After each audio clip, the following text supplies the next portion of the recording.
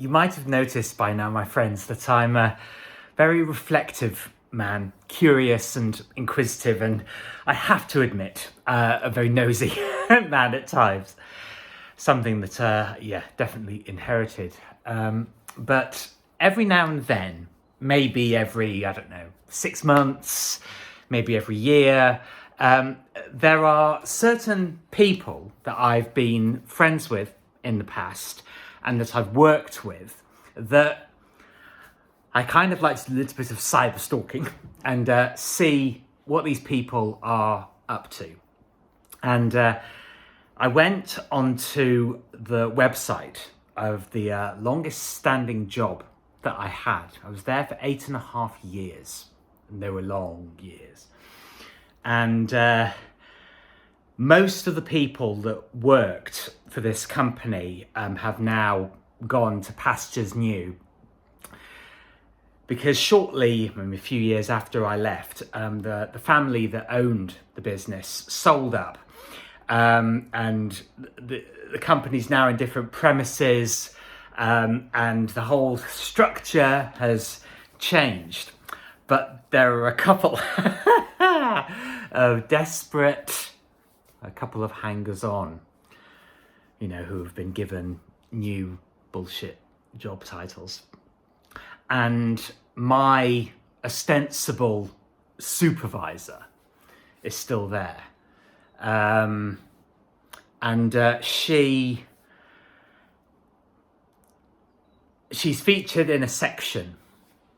And the thing is, you can just, the amount of woke that is just emanating from the screen, is enough to give anybody radiation poisoning or something. It's so cringeworthy.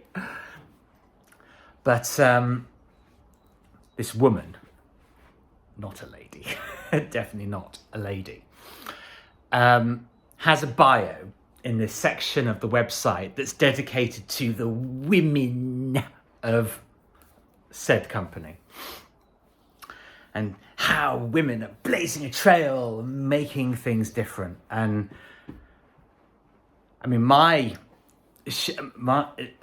my colleague, she's remained thin. She hasn't completely let herself go, but she's got a shit photograph on the company website.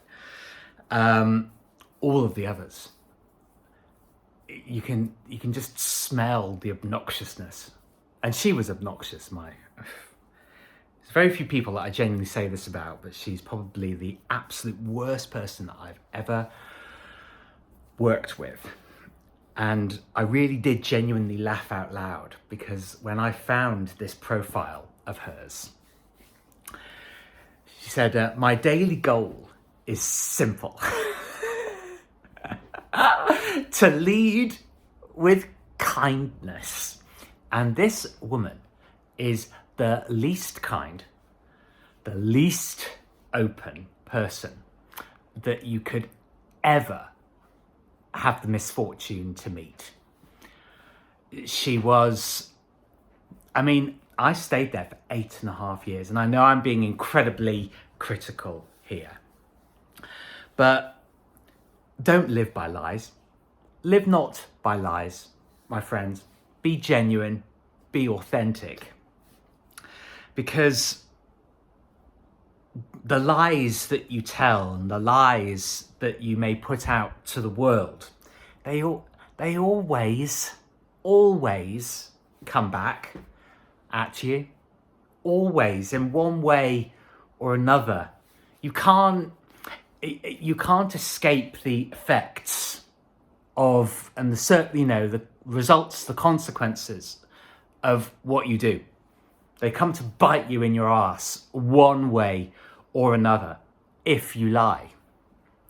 And when I read this line, honestly, I did. My laugh was audible, probably in the other neighbouring flats in my block of the apartment complex. Because I thought, Jesus fucking Christ. you know, people curate, they want to put out the best possible line about themselves. There's nothing in that profile that's real. And I haven't actually, my father's a well-reputed architect, and he designed quite a lot of notable buildings in this area. And I remember Googling his name, to see if anything would come up, and it did. Bad picture of him. Doesn't look like him, not representative at all. And it was a bio on the company website, again, company websites day, that he worked for. He's quite long retired now. And in this paragraph that was written about him, there was a quote. Most of the quotes you see online are completely fake, including this one. And I read it and I thought, my dad didn't say that. That's not how my dad speaks at all. And I remember, this was a while ago, but I remember texting this quote to my dad and said, "You didn't say this, did you?" And he said, "No, not at all. That's completely made up." And the thing is, you can tell people's characters are suffused into everything they say, even if it's a lie being put out. You think, yeah, that's crap. Why are people making this stuff up? Why are you trying to just be appearances? You've got to have something more than just the appearance of goodness.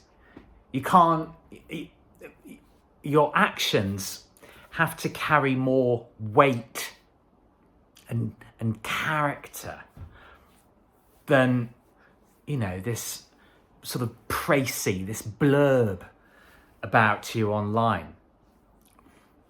And I've struggled. I have really struggled to really sum up what it is that I want to do, what kind of life that I want to lead, who I want to be as a man. It's not an easy thing to do. I'm not saying that it's easy to articulate, but it's got to be based on how you actually behave. It can't just be aspiration. It's got to be backed up with accomplishments, hopefully, but how you treat people, And I remember, this is a theme that you'll probably have gathered from watching my videos. This is a theme of my life, that wherever I've been, what I've always tried to do is find the best in the situation, to find the best in the people that I've been around. And I opened, quite pessimistic start to this particular video. But it's very, very rare, actually, that I have such a low opinion of people. Because with certain friendships, I don't think that there was any sort of genuine malice in people, but the results of their actions towards me meant that the relationships were untenable. Couldn't continue with them. But I don't necessarily think that those people are genuinely horrible people. But this particular woman that I worked with was, everything that she said and everything that she did was just seething with resentment. And I think that I got the impression, I could be wrong, but I got the genuine impression that she felt very trapped in life.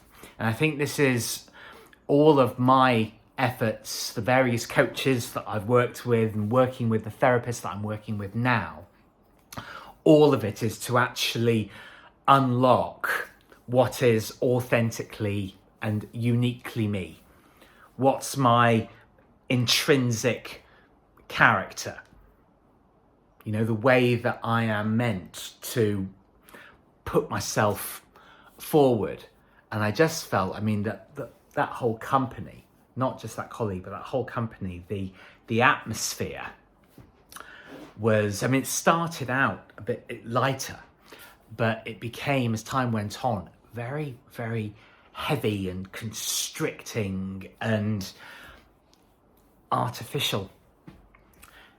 So not only do you have to be authentic in who you are, you need to be in the right environment in which to do it, which is why my quest is to truly articulate and distill what I'm meant to offer, how I can actually be of service.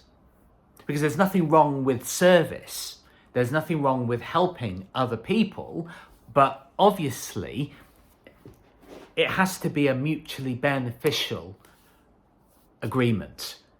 Whatever you're doing to help other people, it has to benefit you as well. It has to benefit you first. And the more people that I meet, the more I can see that there are genuine talents and skills there, but aren't necessarily realized. But I'm not being, desperate about anything as much as I have been. What I am actually doing is allowing myself the space and time to do things in my way, to do what it is that I want to do, and hope to be an example to others to do that. But when I saw that profile, I felt so vindicated that to have left that place, it was one of the best things I've ever done, was to extricate myself, to escape and flee, frankly, from that horrible environment. And there were people that shortly before I left, there was a handful of colleagues, there was a handful of people who said, "Oh, the thing is, Martin, this place just isn't the same. Used to be a laugh working here. Now it's just really unpleasant." And the funny thing, there was one colleague who said, "Oh, the thing is, Martin, I think you'd be really good at teaching people things." And I think that lady saw something in me, and conversely, I see things in other people. And I feel that is my calling. But trust the process. Give yourself the time, but every single day, really focus on what it is that you can offer that is uniquely you, that calls to you, that can genuinely help other people. I think the more that happens, the more genuine people, the more integral people that we can have. So keep going, believe in yourself. You deserve the freedom that this world can offer, and you deserve to live righteously, truthfully, and gratefully.